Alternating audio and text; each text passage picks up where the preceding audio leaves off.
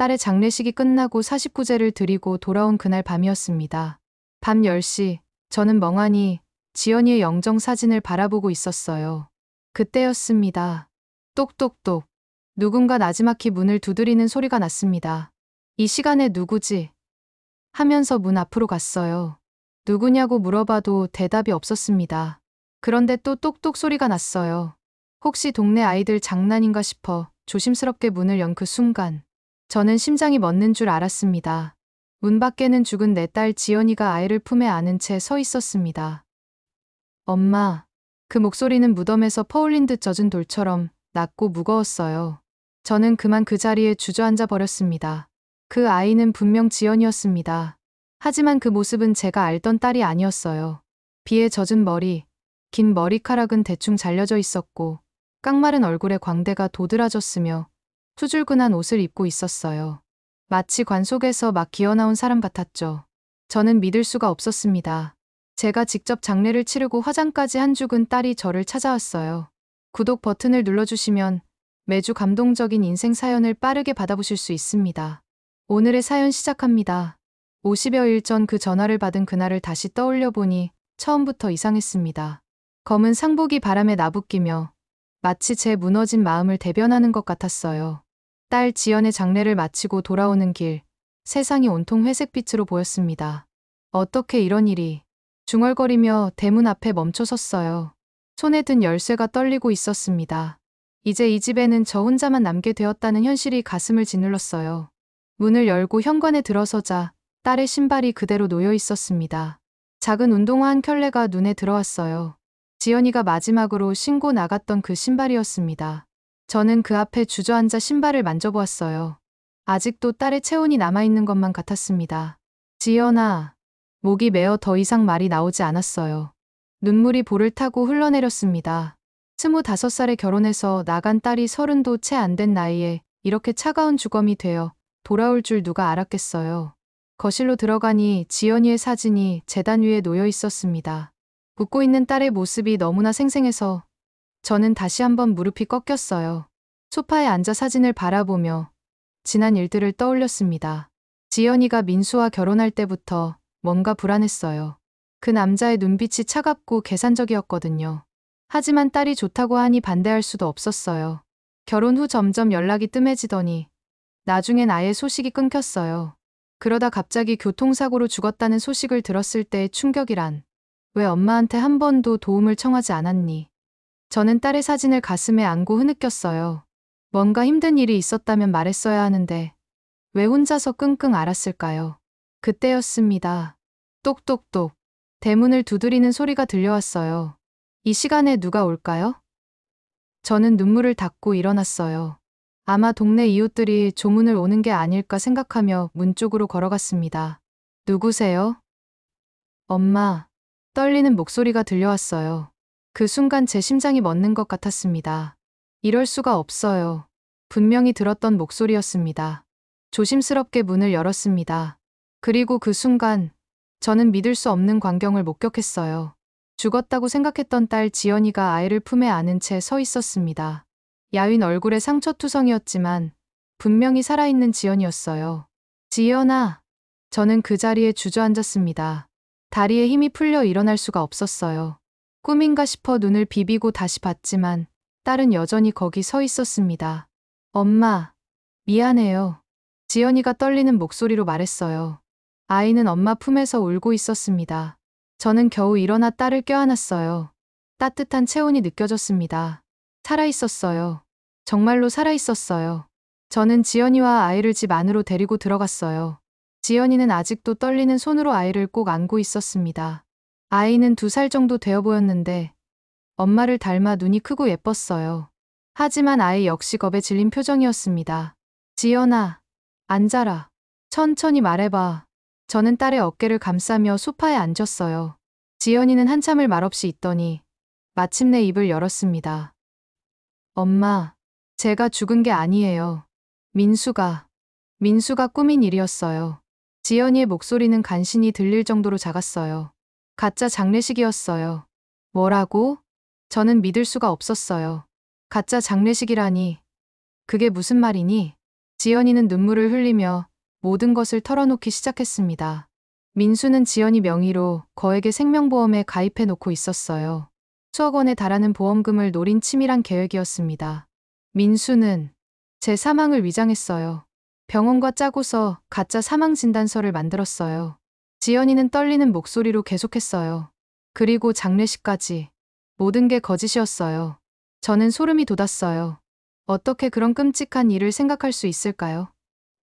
자기 아내의 죽음을 위장해서 보험금을 타내려고 했다니요. 그럼 내가 그동안 어디 있었던 거니? 민수는 저를 감금했어요. 보험금을 받을 때까지 숨어 있으라고 했어요. 지연이는 아이를 더욱 꽉 안았어요. 처음에는 며칠만 참으면 된다고 했는데 시간이 갈수록 민수가 변했어요. 제 가슴이 터질 것 같았어요. 딸이 그런 감금 상태에 있었다니요. 폭력을 당했구나. 저는 딸의 상처를 보며 말했어요. 지연이는 고개를 끄덕였습니다. 민수는 술을 마시면 저를 때렸어요.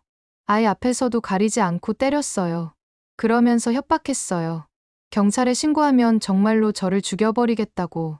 저는 분노가 치밀어 올랐어요. 어떻게 그런 악마 같은 인간이 있을 수 있을까요? 지연아, 우리 당장 경찰서에 가자. 이런 일을 그냥 둘 수 없어.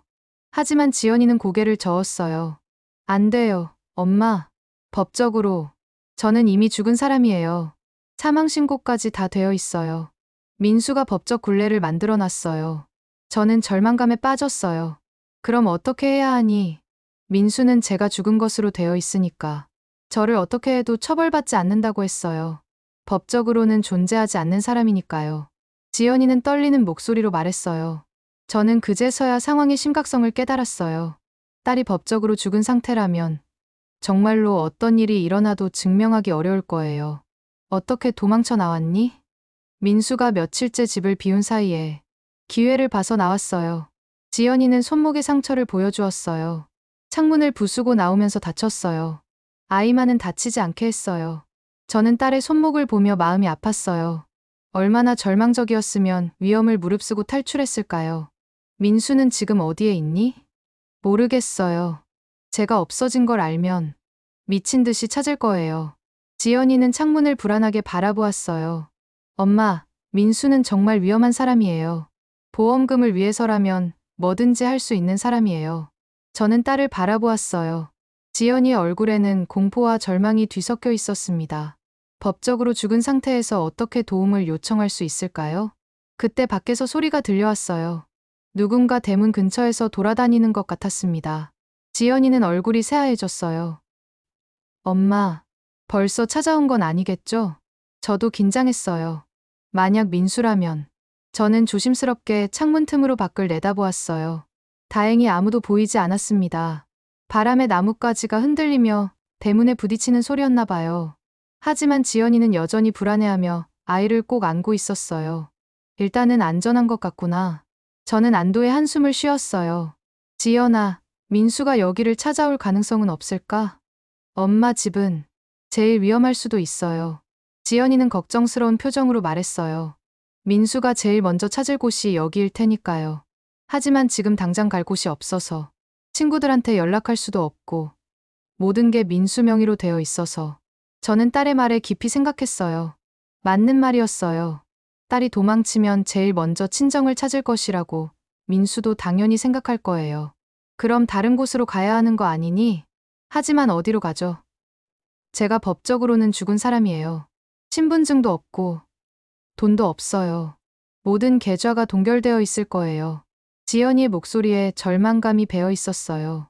일단 며칠만 여기 숨어 있다가 방법을 찾아볼게요. 저는 딸을 꼭 안아주었어요. 지연이가 얼마나 막막한 상황인지 이해할 수 있었어요. 갈 곳도 없고 도움을 요청할 사람도 없는 상황에서 친정이 유일한 피난처였을 거예요. 알았다. 일단 여기서 숨어 있자. 엄마가 방법을 찾아볼게. 저는 지연이와 아이를 안방에 숨겨두었어요. 혹시 누군가 찾아와도 들키지 않도록 커튼을 모두 쳐두고 밖에서는 아무도 없는 것처럼 보이게 했어요. 밤이 되자 저는 거실에서 잠을 자기로 했어요. 문 근처에서 자야 혹시 모를 상황에 대비할 수 있을 것 같았거든요. 하지만 잠이 오지 않았어요. 민수가 언제 나타날지 모르는 상황에서 어떻게 잠이 올 수 있겠어요. 새벽 2시쯤이었을까요? 갑자기 밖에서 소음이 들려왔어요. 누군가 대문 앞에서 돌아다니는 소리였어요. 저는 조심스럽게 일어나 창문으로 다가갔어요. 어둠 속에서 한 남자의 실루엣이 보였어요. 키가 크고 건장한 체격의 남자가 대문 주위를 서성이고 있었어요. 제 심장이 빨리 뛰기 시작했어요. 벌써 찾아온 걸까요? 그 남자는 대문을 흔들어 보더니 담장 너머로 집 안을 들여다보려고 했어요. 저는 숨을 죽이고 지켜보았어요. 다행히 모든 불이 꺼져 있고 커튼이 쳐져 있어서 안이 보이지 않았어요. 남자는 한참 동안 그렇게 서성이다가 사라졌어요. 저는 안도의 한숨을 쉬었지만 불안함은 가시지 않았어요. 민수가 이미 냄새를 맡고 있는 것 같았어요. 다음 날 아침, 저는 지연이에게 어젯밤 일을 말했어요. 지연이의 얼굴이 창백해졌어요. 역시 민수가 여기를 의심하고 있나 봐요. 지연이는 아이를 더욱 꽉 안았어요. 아직 확신하지는 못하는 것 같지만 그날 하루 종일 집 안은 숨막히는 긴장감에 휩싸여 있었어요. 지연이는 커튼 틈으로도 밖을 내다보지 못했고 아이는 울음소리가 밖으로 새어나갈까봐 계속 달래야 했어요. 저녁이 되자 저는 장을 보러 나가야 했어요. 집에 먹을 것이 떨어져 가고 있었거든요. 지연이에게 절대 문을 열지 말고 소리도 내지 말라고 당부했어요. 마트에서 장을 보고 돌아오는 길, 저는 이상한 기분이 들었어요. 누군가 저를 지켜보는 것 같은 느낌이었어요. 주변을 둘러보았지만 특별히 수상한 사람은 보이지 않았어요. 그래도 불안한 마음에 평소보다 빨리 집으로 향했어요. 집에 도착해서 문을 열려고 했는데 지연이가 안에서 문을 열어주지 않았어요. 지연아, 엄마다. 문 열어라. 한참 후에야 지연이가 조심스럽게 문을 열었어요. 지연이의 얼굴은 공포로 일그러져 있었어요. 엄마가 나간 후에 또 왔어요. 지연이는 떨리는 목소리로 말했어요. 이번에는 더 오래 있었어요. 문도 두드리고 제 등에 식은땀이 흘렀어요. 점점 대담해지고 있는 것 같았어요. 그때였어요. 밖에서 큰 소리가 들려왔어요. 지연아, 나와. 당장 애랑 나와? 남자의 거친 목소리가 집 안까지 울려 퍼졌어요. 그 돈은 다 내 거야. 지연이는 아이를 안고 구석으로 몸을 숨겼어요. 저는 창문 너머로 밖을 내다보았어요. 어둠 속에서 민수의 광기 어린 눈빛이 저를 바라보고 있었어요. 그 순간 제 온몸이 떨리기 시작했어요. 민수의 고함 소리가 한참 동안 계속되었어요. 저는 가슴이 터질 것 같았지만 끝까지 문을 열지 않았어요. 1시간 정도 지나자 밖이 조용해졌어요. 민수가 포기하고 돌아간 것 같았어요. 지연아, 여기서 더 있으면 안 되겠다. 민수가 우리가 여기 있다는 걸 확신하고 있어. 저는 지연이에게 말했어요. 지연이는 아직도 아이를 꼭 안고 떨고 있었어요. 그럼 어디로 가죠? 갈 곳이 없는데. 지연이의 목소리에 절망감이 배어 있었어요. 일단 다른 곳을 알아보자. 여기 있다가는 정말 위험해. 민수가 완전히 사라진 것을 확인한 후 지연이가 저를 불렀어요.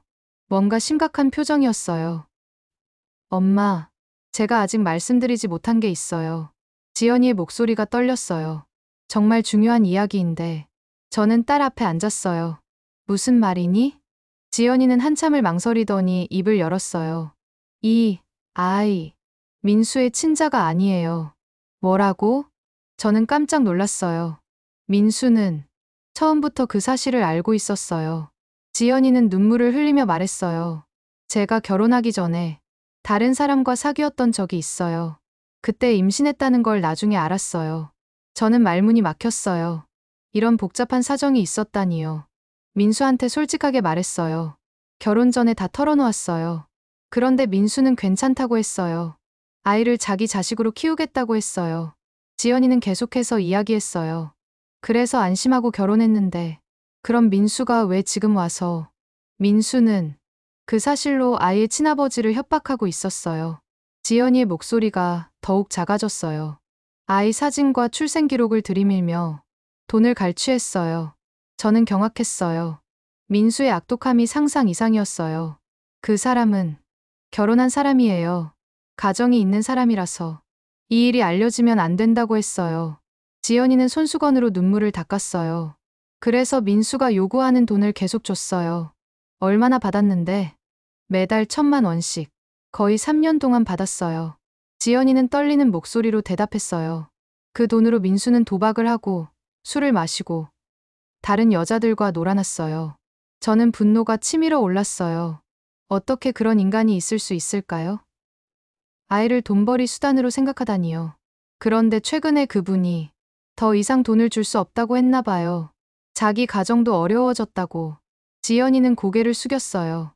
그래서 민수가 화를 내기 시작했어요. 그래서 보험금 사기를 생각한 거구나. 네. 민수는 말했어요. 아이 아버지에게서 이미 받을 만큼 받았다. 이제 이 애만 없애면 끝이야. 라고. 지연이는 몸서리를 쳤어요. 그때 깨달았어요. 민수에게는 저도, 아이도, 모두 돈으로밖에 안 보인다는 거려. 저는 치를 떨었어요. 민수는 단순한 폭군이 아니었어요. 계산된 범죄자였어요. 자기 아내와 아이의 목숨도 돈으로 환산하는 악마였어요. 그분, 아이의 친아버지는 지금 어떻게 지내시는데? 잘 모르겠어요. 민수가 제게는 연락하지 말라고 했거든요. 하지만 지연이는 망설이더니 말했어요. 민수가 제가 사라진 걸 알면 그분한테도 연락할 거예요. 더 많은 돈을 요구하면서 저는 상황이 더욱 복잡해지고 있음을 깨달았어요. 민수는 지연이뿐만 아니라 아이의 친아버지까지 위협할 수 있는 상황이었어요. 엄마, 제가 정말 잘못했어요.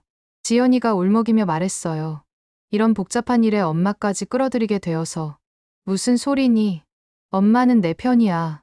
어떤 일이 있어도 너와 아이를 지켜줄 거야. 저는 딸을 안아주었어요. 그때 아이가 울음을 터뜨렸어요. 배가 고픈 모양이었어요. 저는 아이를 안아 올리며 생각했어요. 이 순진한 아이가 어른들의 욕심 때문에 이런 위험에 빠지다니요.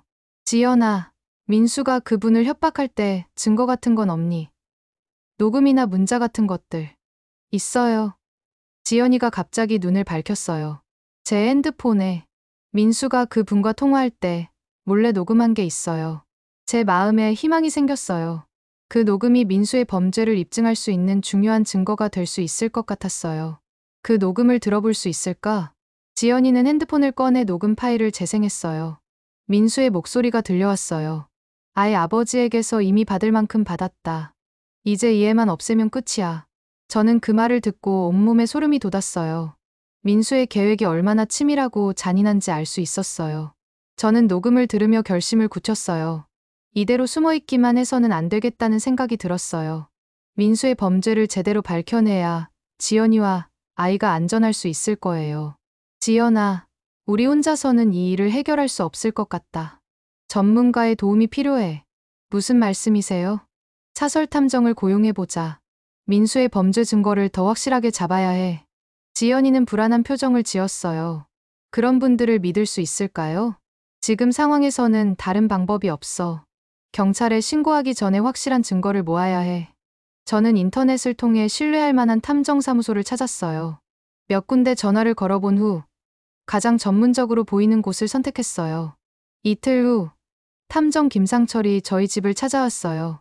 50대 중반의 남자로 20년 넘게 이런 일을 해온 베테랑이었어요.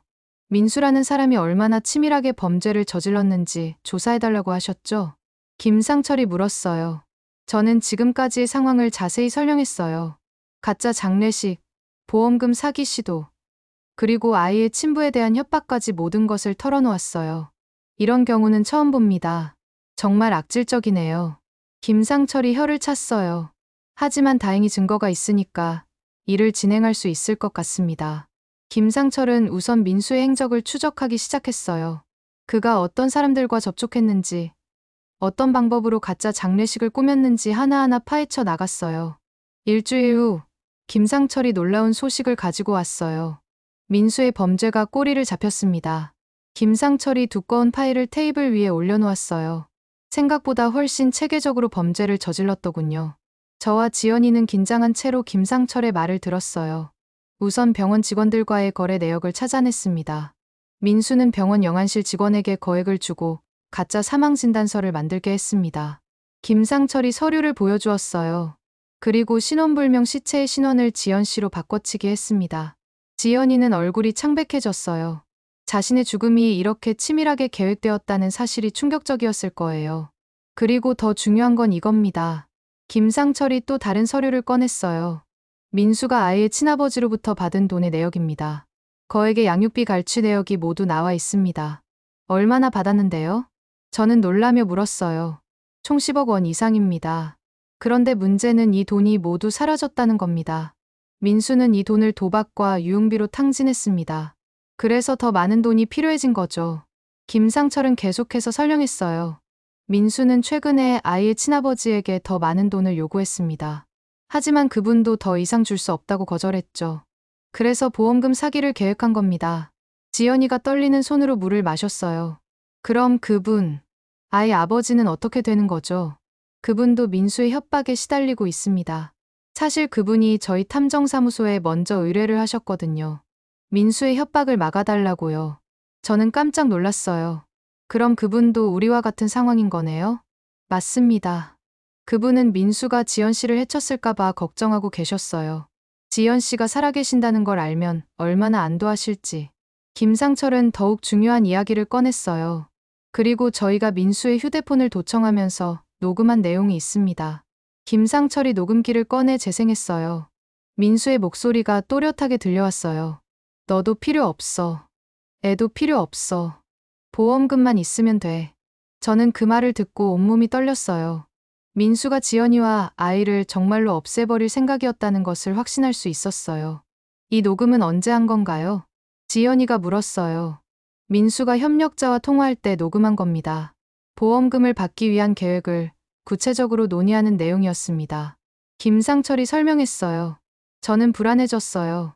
그럼 우리가 더 위험한 상황인 거네요? 네. 하지만 이제 충분한 증거가 모였습니다. 보험 사기 정황, 협박 증거, 그리고 살인 계획까지. 모든 게 다 있습니다.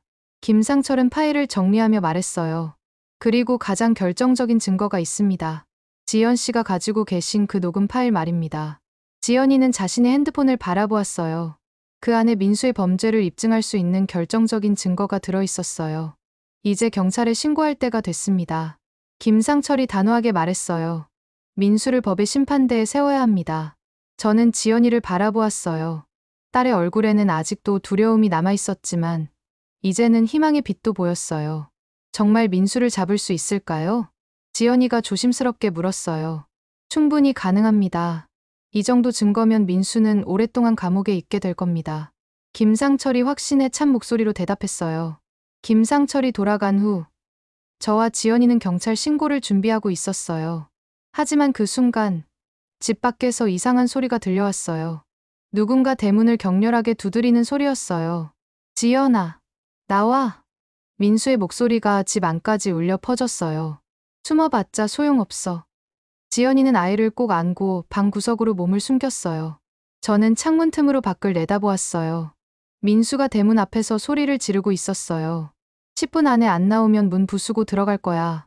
민수의 목소리는 광기로 가득 차 있었어요. 저는 급히 휴대폰을 꺼내 112에 신고했어요. 여보세요. 경찰서죠? 지금 저희 집에 위험한 사람이. 하지만 민수는 경찰이 올 때까지 기다리지 않았어요. 쿵 하는 소리와 함께 대문이 부서지는 소리가 들렸어요. 엄마, 어떡해요? 지연이가 공포에 질린 목소리로 외쳤어요. 저는 현관문을 확인했어요. 다행히 현관문은 튼튼해서 쉽게 부서지지 않을 것 같았어요. 하지만 민수는 포기하지 않고 문을 두드리고 발로 차기 시작했어요. 지연아, 알고 있어. 내가 거기 있다는 거. 민수가 소리쳤어요. 이제 그만 나와. 더 이상 숨을 곳은 없어. 그때 민수의 목소리 톤이 갑자기 바뀌었어요. 위협적이던 목소리가 교활하게 변했어요. 지연아, 나랑 얘기 좀 해보자. 우리 서로 원하는 게 뭔지 알잖아. 민수가 말했어요. 너도 평범하게 살고 싶잖아. 아이도 안전하게 키우고 싶고. 지연이는 민수의 말에 몸을 떨었어요. 민수가 이런 식으로 나올 때가 가장 위험하다는 것을 알고 있었어요. 우리 합의를 봐. 내가 조용히 있으면 나도 너를 괴롭히지 않을게. 민수가 계속 말했어요. 그런데 내가 경찰에 신고하고 이런 식으로 나오면 아이한테 무슨 일이 생길지 모르지. 저는 그 말을 듣고 분노가 치밀어 올랐어요. 어떻게 아이를 위협할 수 있을까요? 지연아, 들리잖아. 아이 울음소리. 민수가 더욱 교활하게 말했어요. 그 애가 지금 얼마나 무서워하는지 알아? 엄마가 이렇게 숨어 있으니까 불안해하는 거야. 실제로 아이는 상황을 감지하고 울기 시작했어요. 지연이는 아이를 달래려고 했지만 아이의 울음소리는 멈추지 않았어요. 봐, 그 애도 나한테 나오라고 하잖아. 민수가 비웃으며 말했어요. 지연아, 내가 계속 이런 식으로 나오면 그 애가 제일 힘들어해. 지연이는 눈물을 흘리며 아이를 안았어요. 괜찮아, 괜찮아. 엄마가 지켜줄게. 그때 민수의 목소리가 다시 위협적으로 변했어요. 지연아, 마지막으로 한 번만 더 말할게. 너도 필요 없어. 애도 필요 없어. 내가 원하는 건 돈뿐이야. 민수가 차갑게 말했어요. 보험금만 받으면 끝이야. 그런데 내가 살아있으면 그 계획이 망가지잖아. 저는 소름이 돋았어요. 민수가 정말로 지연이와 아이를 해칠 생각이라는 것을 확신할 수 있었어요. 10분, 아니, 5분만 더 기다려줄게. 그 안에 안 나오면 정말로 문 부수고 들어갈 거야. 민수의 목소리에는 확고한 의지가 담겨 있었어요. 저는 시계를 보았어요. 경찰이 언제 올지 알 수 없었어요. 5분이라는 시간이 너무나 길게 느껴졌어요. 엄마, 나가야 할까요? 지연이가 떨리는 목소리로 물었어요. 이러다가 정말 문 부수고 들어오면. 안 돼. 절대 나가면 안 돼. 저는 단호하게 말했어요. 민수가 너희를 해칠 게 뻔하잖아. 그때 민수가 다른 방법을 시도하기 시작했어요. 집 뒤쪽으로 돌아가는 발소리가 들렸어요. 창문을 통해 들어오려는 것 같았어요. 지연아, 아이 데리고 화장실로 가. 거기가 가장 안전해. 저는 급히 말했어요. 지연이는 아이를 안고 화장실로 숨었어요. 저는 혼자서 민수와 맞서야 했어요. 잠시 후 뒤쪽 창문에서 소리가 들렸어요. 민수가 창문을 부수려고 하는 것 같았어요. 하지만 창문에는 방범창이 설치되어 있어서 쉽게 뚫을 수 없었어요. 젠장. 민수의 짜증스러운 목소리가 들렸어요. 그때 멀리서 사이렌 소리가 들려왔어요. 경찰이 오고 있는 것 같았어요. 저는 안도의 한숨을 쉬었어요. 민수도 사이렌 소리를 들었나 봐요. 갑자기 조용해졌어요. 그리고 잠시 후 도망가는 발소리가 들렸어요. 지연아, 경찰이 와. 이제 안전해. 저는 화장실 문을 두드렸어요. 지연이가 조심스럽게 문을 열었어요. 정말 갔나요? 응. 사이렌 소리 듣고 도망갔어. 곧 경찰들이 도착했어요.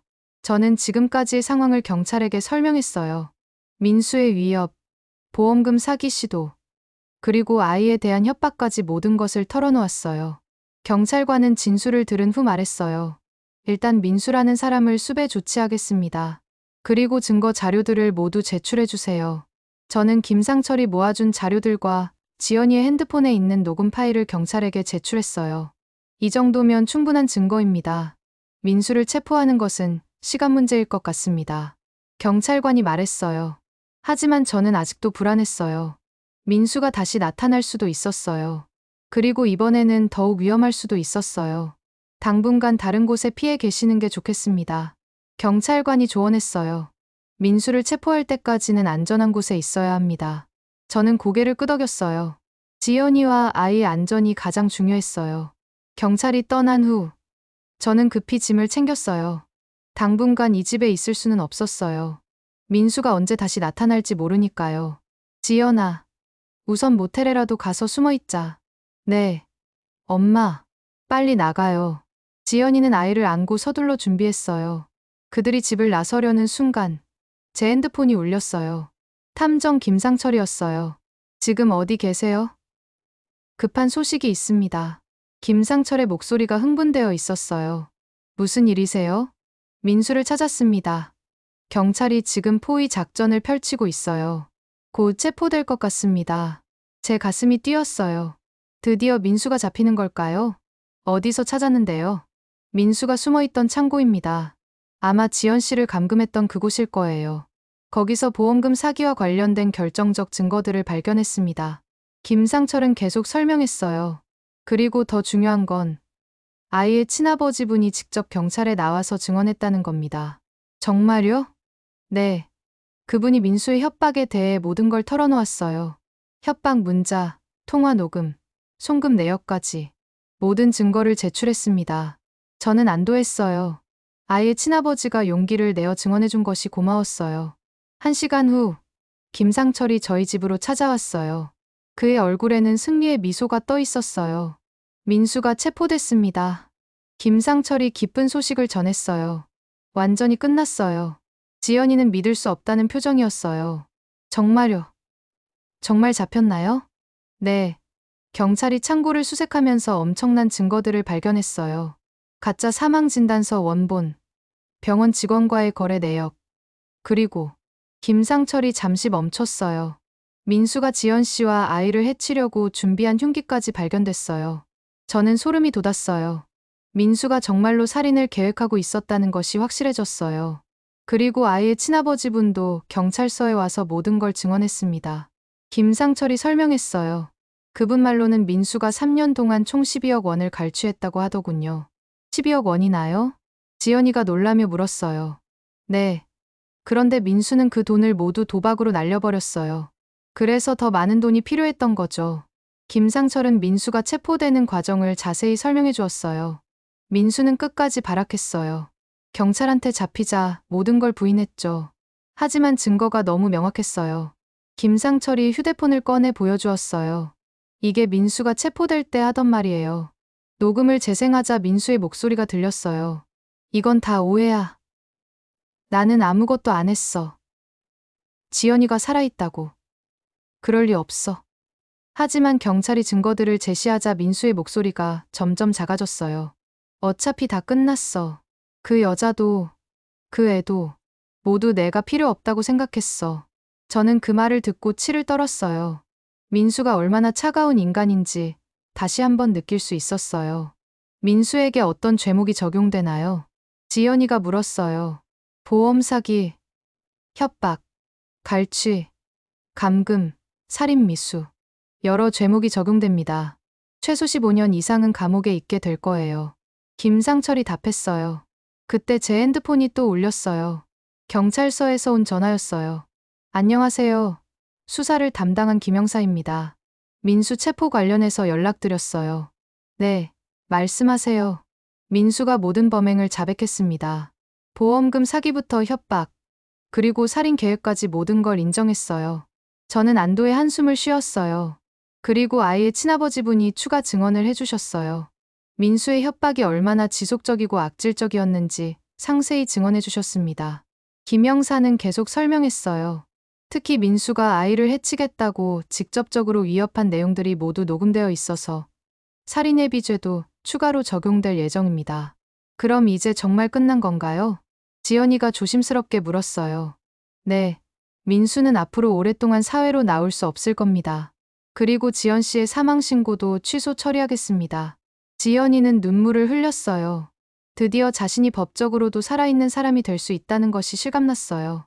그런데 한 가지 더 좋은 소식이 있어요. 김 형사가 말했어요. 아이의 친아버지분이 지연 씨와 아이에게 사과하고 싶다고 하시네요.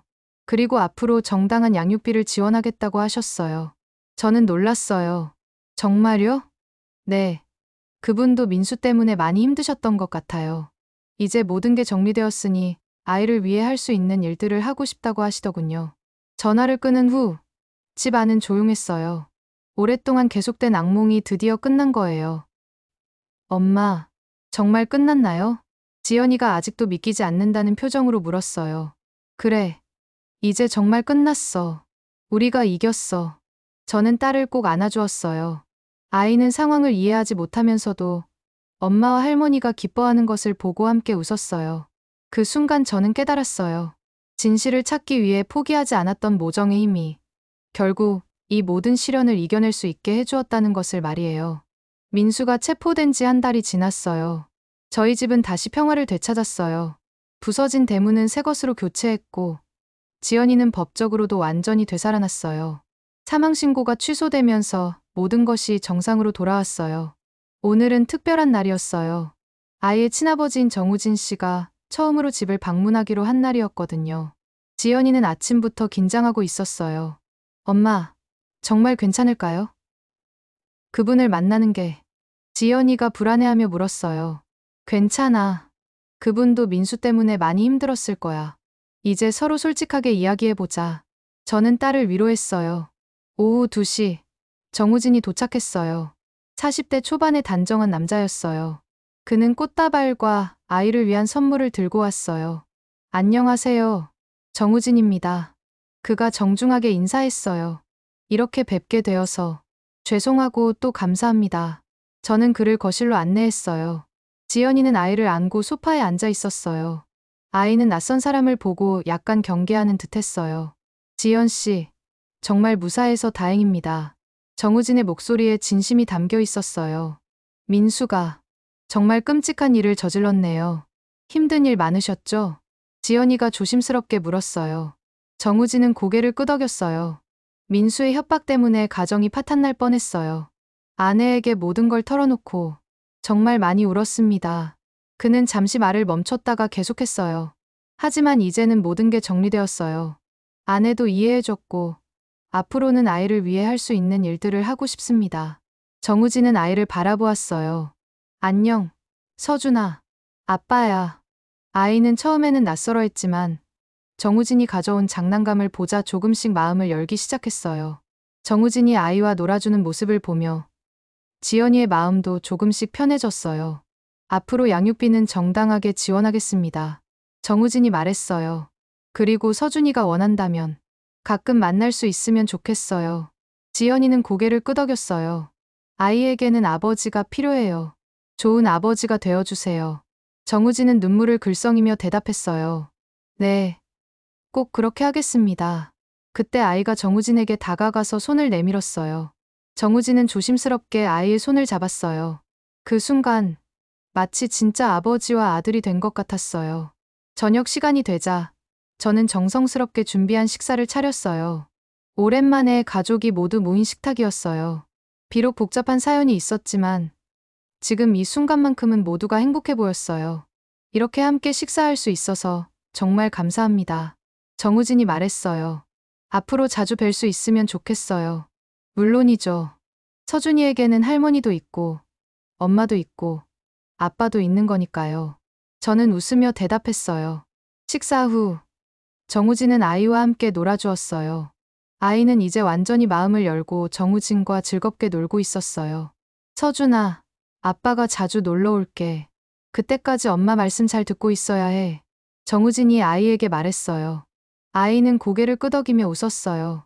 그 모습을 보며 지연이는 눈물을 흘렸어요. 기쁨의 눈물이었어요. 정우진이 돌아간 후 세 사람은 저녁 밥상 앞에 둘러앉았어요. 간단한 식사였지만 마음만은 풍성했어요. 엄마, 정말 고마워요. 지연이가 제 손을 잡으며 말했어요. 엄마가 아니었다면 우리는 정말 위험했을 거예요. 무슨 소리니? 엄마로서 당연한 일을 했을 뿐이야. 저는 딸의 머리를 쓰다듬었어요. 아이는 할머니 무릎에 앉아서 잠들어 가고 있었어요. 저는 아이의 머리를 쓰다듬으며 창밖을 바라보았어요. 노을이 아름답게 지고 있었어요. 지연아, 앞으로는 어떻게 살 생각이니? 일단 아이부터 잘 키우고 싶어요. 그리고 천천히 제 인생도 다시 찾아가고 싶고요. 지연이가 대답했어요. 엄마 곁에서 평범하게 살고 싶어요. 저는 미소를 지었어요. 그래. 우리 함께 평범하게 살자. 그게 가장 큰 행복이야. 밤이 깊어가자 세 사람은 함께 아이를 재웠어요. 아이는 평온한 얼굴로 잠들어 있었어요. 더 이상 무서워할 필요가 없었어요. 저는 잠든 아이를 바라보며 생각했어요. 죽음에서 살아 돌아온 기적 같은 두 번째 삶. 그리고 진실을 찾기 위해 포기하지 않았던 모정의 힘. 그 모든 것들이 모여서 지금의 평화로운 순간을 만들었어요. 창밖에는 별들이 반짝이고 있었어요. 어둠 속에서도 희망의 빛은 사라지지 않는다는 것을 보여주는 것 같았어요. 저는 딸과 손자를 바라보며 조용히 미소 지었어요. 이제 정말로 새로운 시작이었어요. 어떤 시련이 와도 이겨낼 수 있을 것 같았어요. 가족이 함께 있으니까요. 사랑이 있으니까요. 저는 마음속으로 다짐했어요. 앞으로 남은 시간 동안 딸과 손자가 행복할 수 있도록 최선을 다하겠다고. 그리고 이 소중한 일상을 지켜나가겠다고 말이에요. 오늘의 사연 어떠셨나요? 구독과 좋아요, 알림 설정 부탁드려요. 따뜻한 댓글은 영상 제작에 큰 힘이 됩니다. 매일 운동으로 항상 건강하세요.